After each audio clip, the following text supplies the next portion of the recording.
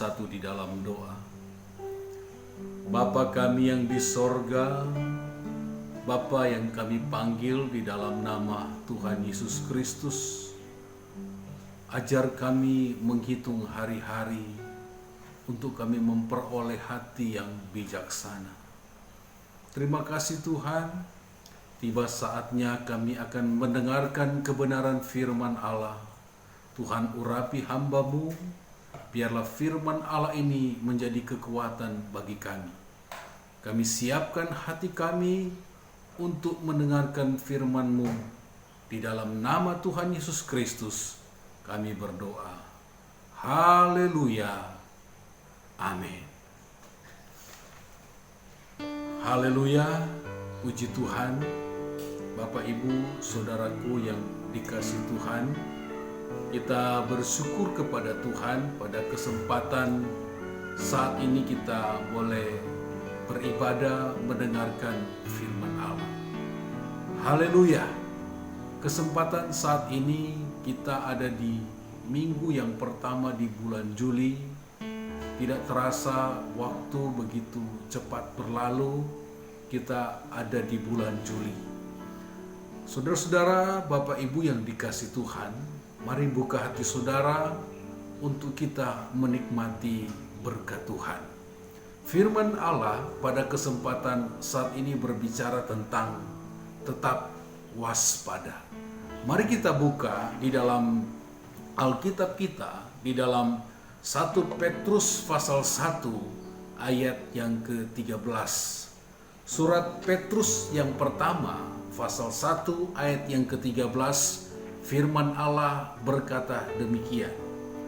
Sebab itu siapkanlah akal budimu, waspadalah dan letakkanlah pengharapanmu seluruhnya atas kasih karunia yang dianugerahkan kepadamu pada waktu penyataan Yesus Kristus.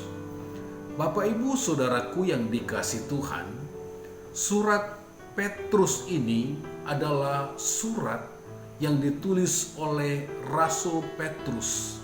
Simon Petrus adalah murid daripada Tuhan Yesus Kristus. Semasa Yesus ada di bumi ini dalam pelayanannya, Rasul Petrus terus mengikut Yesus.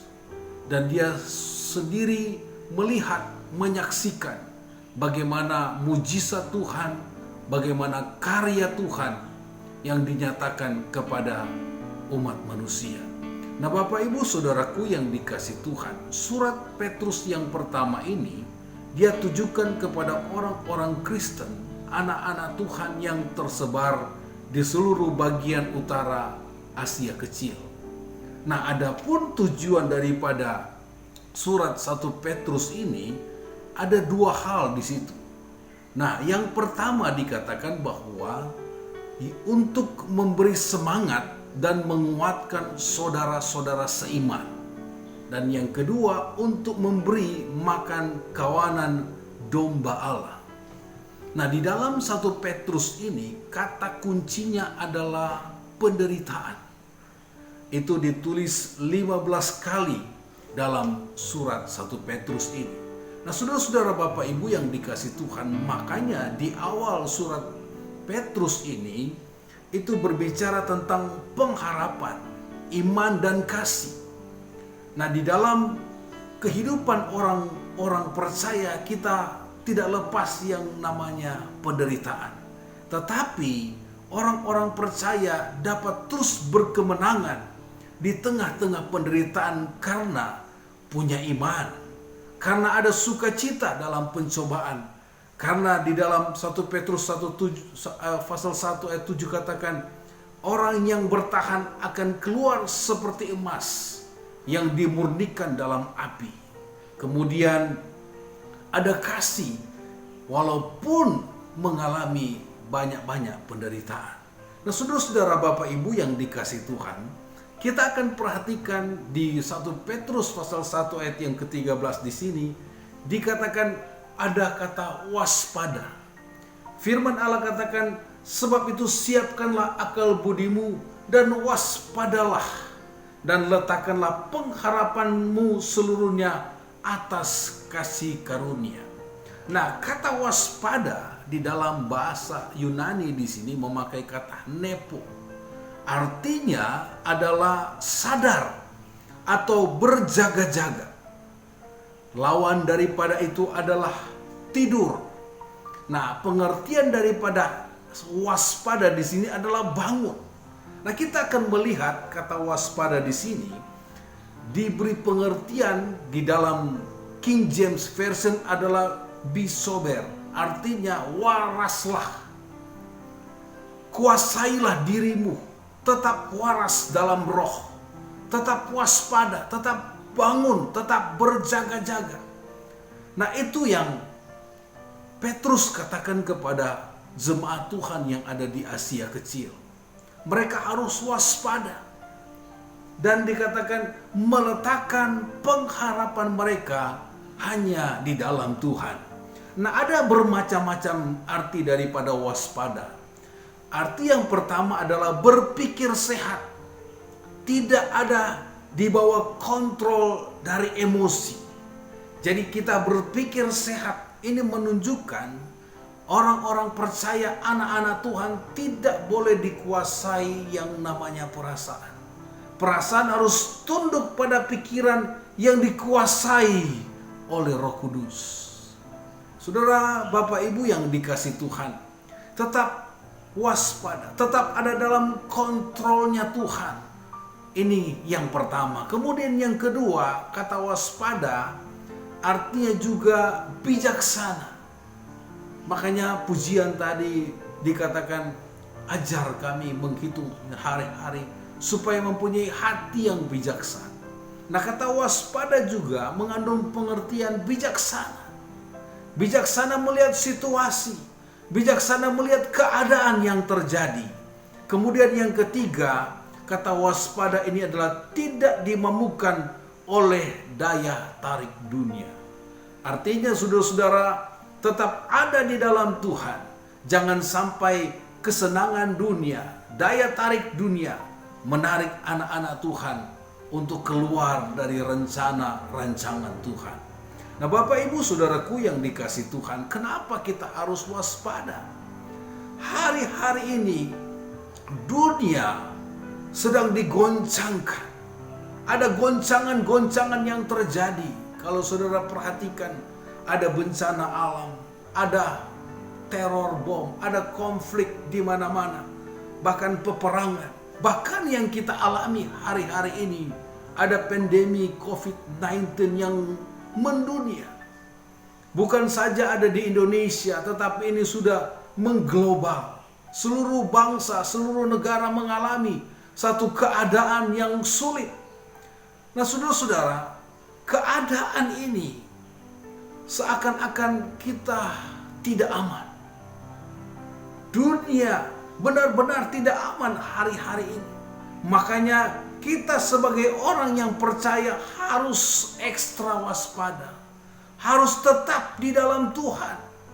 Nah, ada banyak cara orang mengantisipasi supaya tidak terjadi kemungkinan yang lebih buruk lagi. Ada orang membentengi dirinya menggunakan alat-alat penangkal. Itu baik. Dan diadakan suatu pemeriksaan di mana-mana. Nah, saudara-saudara, ini secara fisik kita harus waspada. Keadaan dunia harus waspada hari-hari ini. Pengawasan, pengamanan secara fisik begitu penting hari-hari ini. Nah, saudara-saudara, terlebih pengawasan, pengamanan secara rohani bagi kita orang percaya harus juga kita lakukan, saudara-saudara. Nah, saudara, Bapak Ibu yang dikasih Tuhan, secara rohani hari-hari ini mungkin keadaan semakin hari semakin sulit. Iman kita mulai lemah melihat situasi. Tetapi saudara-saudara, Tuhan mau supaya kita tetap waspada. Karena Tuhan mau supaya kita ada di dalam rencana dan rancangan Tuhan. Nah, iblis Di dalam 1 Yohanes pasal 5 ayat yang ke-15 dikatakan iblis sedang berjalan keliling sama seperti singa yang mengaum-ngaum mencari orang yang dapat ditelannya di dalam 1 Petrus 5 ayat yang ke-8. Nah, saudara-saudara, dia ingin menjatuhkan iman daripada orang percaya hari-hari ini. Makanya jangan sampai kita jatuh, jangan sampai kita menjadi lemah oleh melihat keadaan situasi yang terjadi di sekitar kita. Oleh sebab itu, kita tetap waspada. Apa yang harus kita lakukan? Kita harus semakin mendekat kepada Tuhan. Mazmur 62 ayat yang kedua katakan, hanya dekat Allah saja aku tenang, daripadanya lah keselamatanku. Untuk kita tenang, untuk kita supaya hidup kita ini tenang, kita harus dekat kepada Tuhan yang adalah keselamatanku, saya dan saudara. Nah, Bapak Ibu Saudaraku yang dikasih Tuhan, Tuhan mau supaya kita tetap ada dekat Tuhan. Tuhan mau supaya kita tetap ada di hadirat Tuhan. Makanya Ibrani pasal 10 ayat yang ke-25 katakan, marilah kita jangan menjauhkan dari pertemuan-pertemuan ibadah. Nah, saudara perhatikan, sekalipun saudara ada di rumah, jangan sampai kita jauh daripada Tuhan. Mari lakukan ibadah di rumah kita masing-masing. Dan firman Allah katakan, karena menjelang hari Tuhan semakin dekat, mari kita saling membangun satu dengan yang lain. Nah, saudara-saudara, Bapak Ibu yang dikasih Tuhan, mari kita waspada keadaan yang terjadi hari-hari ini. Kita harus tetap waspada. Mungkin saudara berkata, waktu sudah hari-hari ini sudah mulai normal. Tetapi saudara-saudara, kita harus tetap waspada. Kemungkinan bisa terjadi, tetapi saudara-saudara, sebagai orang yang percaya, kita harus semakin dekat dengan Tuhan. Nah, Bapak Ibu Saudaraku yang dikasih Tuhan, mari kita akan perhatikan berikut saran supaya kita dapat waspada. Yang pertama, jangan cari pencobaan. Kita harus tahu di mana letak kelemahan kita dan kita harus berusaha untuk menghindarinya. Amsal berkata bahwa orang bijak akan menghindar apabila melihat bahaya. Kalau kita lihat dalam Amsal 22 ayat yang ketiga, firman Allah berkata, kalau orang bijak melihat malapetaka, bersembunyilah ia. Tetapi orang yang tak berpengalaman berjalan terus, lalu kena celaka. Tuhan mau supaya kita jangan cari pencobaan. Tuhan mau supaya kita mengikuti apa yang Tuhan inginkan di dalam hidup kita. Hari-hari ini jangan kita cari pencobaan. Pemerintah menghimbau untuk kita tetap menjaga jarak. Ada social distancing. Saudara-saudara, supaya kita terhindar. Nah, Tuhan mau juga orang bijaksana. Kita sebagai orang yang percaya kepada Tuhan harus memiliki kebijaksanaan supaya kita terhindar dari bahaya. Kemudian yang kedua adalah kita harus perhatikan input. Input itu menentukan output. Mengapa orang melakukan kejahatan? Karena inputnya selalu hal-hal yang jahat. Sebab itu kita harus memperhatikan input, yaitu apa yang kita lihat, apa yang kita tonton, apa yang kita baca, apa yang kita dengar, apa yang kita perbincangkan, termasuk dengan siapa kita bergaul. Nah, input menentukan output kita. Apa yang kita lihat hari-hari ini, apa yang kita tonton, akhirnya menentukan apa yang keluar di dalam hidup kita. Makanya saudara-saudara, kita perhatikan hari-hari ini yang masuk di dalam pikiran kita. Biarlah kita terus memasukkan pikiran kita dengan firman Allah. Karena firman Allah itu akan memberikan kekuatan dan kemampuan kepada kita. Nah, Bapak Ibu Saudaraku yang dikasih Tuhan, hal yang ketiga untuk kita tetap waspada adalah jangan beri celah kepada iblis. 1 Korintus pasal 7 ayat yang kelima, firman Allah berkata demikian. 1 Korintus pasal 7 ayat yang kelima. Janganlah kamu saling menjauhi kecuali dengan persetujuan bersama untuk sementara waktu, supaya kamu dapat kesempatan untuk berdoa.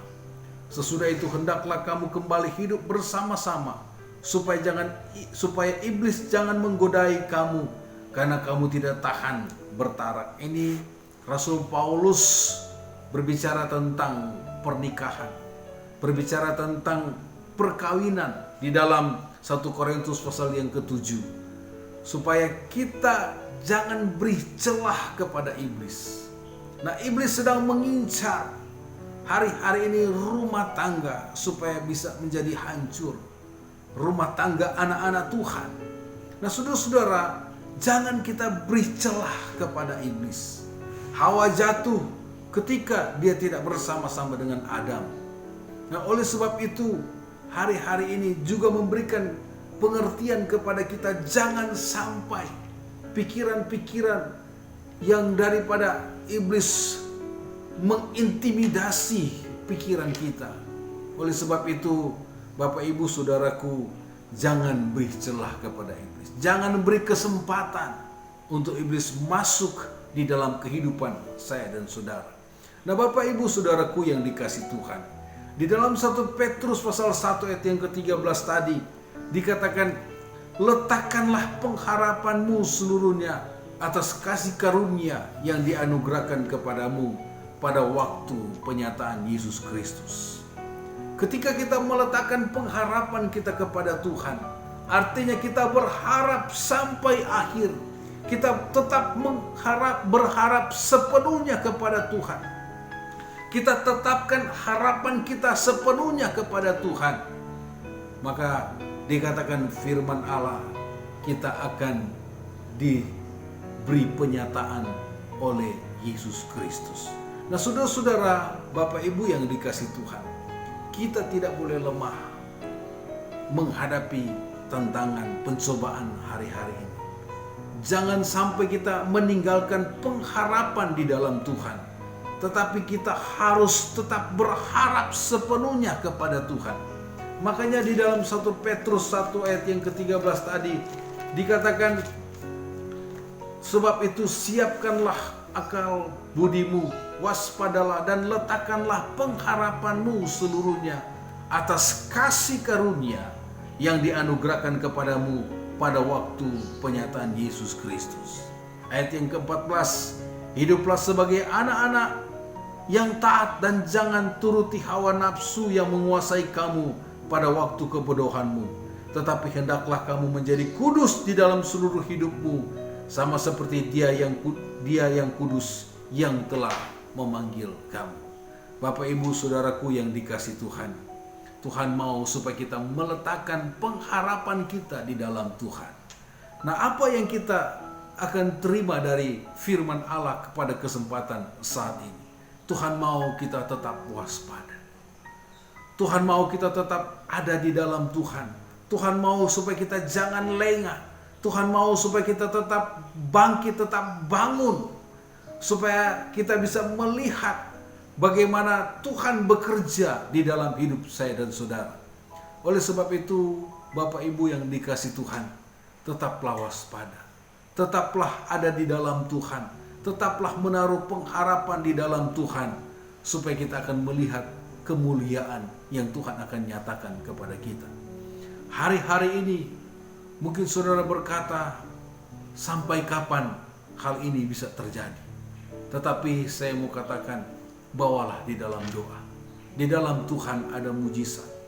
Bukan saja yang kita alami di Indonesia, di seluruh dunia mengalami seperti hal yang kita alami. Tetapi saudara-saudara, saya percaya di balik semuanya ini ada rencana Tuhan. Mari kita mau tetap setia di dalam Tuhan. Tetap berdoa, berharap kepada Tuhan. dan pasti Tuhan akan menyatakan mujizat di dalam hidup kita. Haleluya. Bapak Ibu Saudaraku yang dikasih Tuhan, ini minggu yang pertama kita akan menikmati juga perjamuan asa yang kudus. Mari siapkan hati saudara untuk menerima perjamuan kudus. Biarlah perjamuan ini memberkati kita, menguatkan kita, supaya yang lemah dikuatkan, yang sakit disembuhkan. Dan biarlah perjamuan ini menjadi berkat bagi kita semua. Mari siapkan hati saudara, perjamuan yang sudah dibagikan di rumah masing-masing. Mari bisa kita ambil, kemudian kita akan sama-sama masuk dalam perjamuan asa yang kudus. Haleluya, haleluya. Puji Tuhan. Puji Tuhan. Kita akan nyanyikan satu pujian, kemudian kita akan masuk di perjamuan asa yang kudus. Kita nyanyikan satu pujian, salibnya, salibnya. Salibnya, salibnya, teramat mulia, dosaku disucikan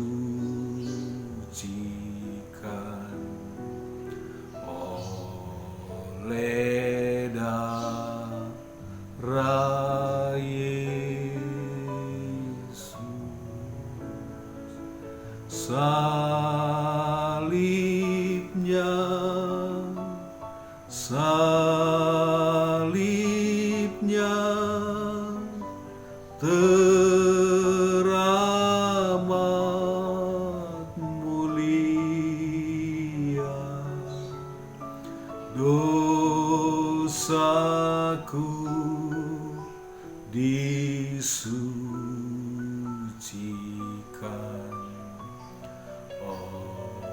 oleh darah Yesus.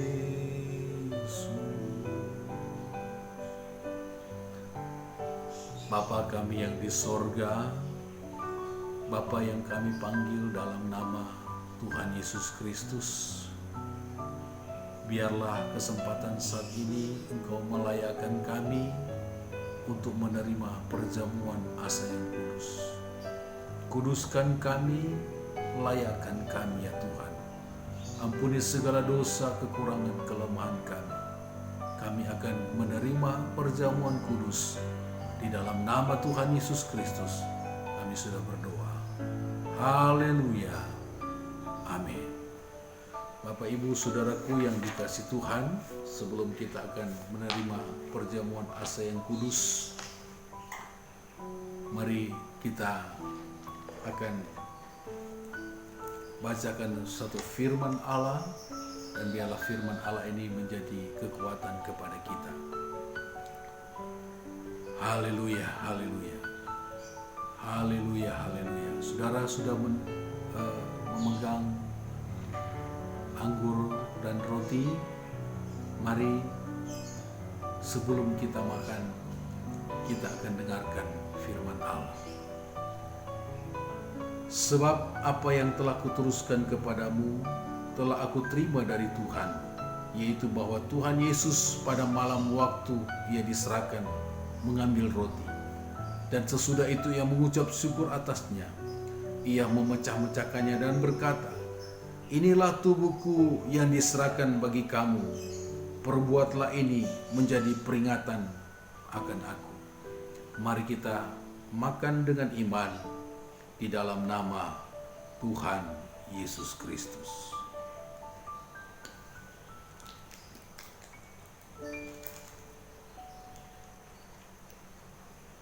Haleluya.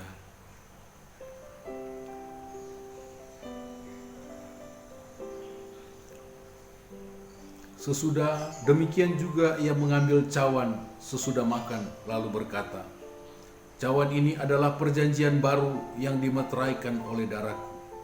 Perbuatlah ini setiap kali kamu meminumnya menjadi peringatan akan aku. Sebab setiap kali kamu makan roti ini dan minum cawan ini, kamu memberitakan kematian Tuhan sampai Ia datang. Mari kita minum dengan iman di dalam nama Tuhan Yesus Kristus. Haleluya, haleluya. Mari kita berdoa, kita bersyukur kepada Tuhan. Bapa, di dalam nama Tuhan Yesus, kami mengucap syukur untuk kesempatan yang Tuhan berikan kepada kami. Firman Allah sudah mengingatkan kepada kami untuk kami tetap waspada. Hari-hari ini ya Tuhan, kami mau menaruh pengharapan kami di dalam Engkau. Kami mau supaya hidup kami terus berkenan di hadapan-Mu. Ampuni segala dosa, kekurangan, kelemahan kami. Berkatilah firman Allah yang sudah kami dengar menjadi kekuatan di dalam hidup kami. Dan kami juga sudah menerima perjamuan asa yang kudus. Tuhan, biarlah perjamuan ini menjadi kekuatan bagi kami, menjadi berkat bagi kami. Yang lemah dikuatkan, yang sakit disembuhkan, yang kekurangan diberkati oleh Tuhan. Berkati seluruh jemaat Tuhan GPDI Betania. Tuhan, tolong hari-hari ini mengalami suatu keadaan yang sulit, mengalami keadaan yang sukar.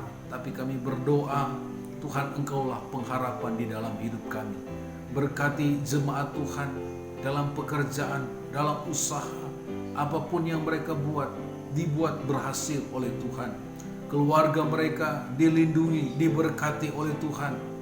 Anak-anak mereka diberikan kesehatan, kekuatan yang berasal daripada Tuhan. Kami mengucap syukur kepadamu ya Tuhan.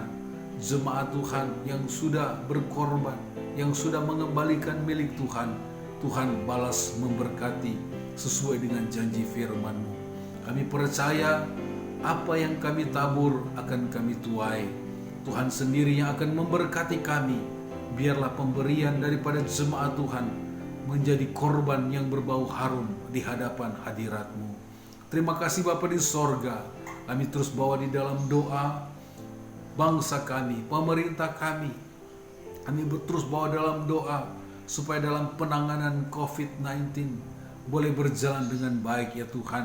Kami berdoa untuk keluarga kami.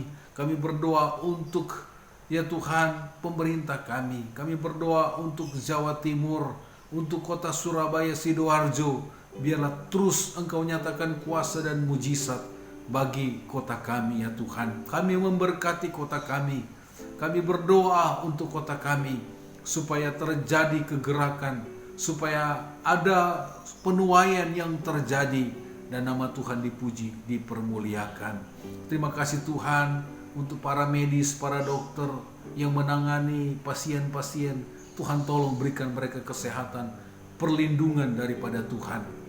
Kami berdoa biarlah suasana situasi hari-hari ini boleh berlalu ya Tuhan, dan kami boleh beribadah dengan normal lagi. Berkati pekerjaan Tuhan di tempat ini. Berkati kami hamba-Mu, keluarga. Tuhan tolong, Tuhan memberkati kami.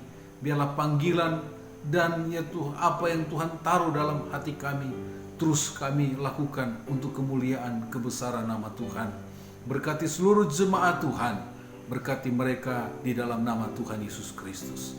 Ini doa kami kepadamu, kami mengucap syukur. Terima kasih ya Tuhan, terpujilah nama Tuhan. Kami percaya, kami yang lemah dikuatkan, yang sakit sudah disembuhkan di dalam nama Tuhan Yesus Kristus. Terima kasih Tuhan. Mari kita angkat tangan kita kepada Tuhan. Bapak, Ibu, Saudaraku yang dikasihi Tuhan, terimalah berkat daripada Allah Bapa, cinta kasih daripada anaknya yang tunggal, persekutuan penghiburan daripada Allah Roh Kudus, senantiasa menyertai kita sampai selama-lamanya. Kami terima berkat Tuhan, mengucap syukur di dalam nama Tuhan Yesus Kristus. Haleluya. Amin. Puji Tuhan. Tuhan Yesus memberkati kita semua. Haleluya. Haleluya.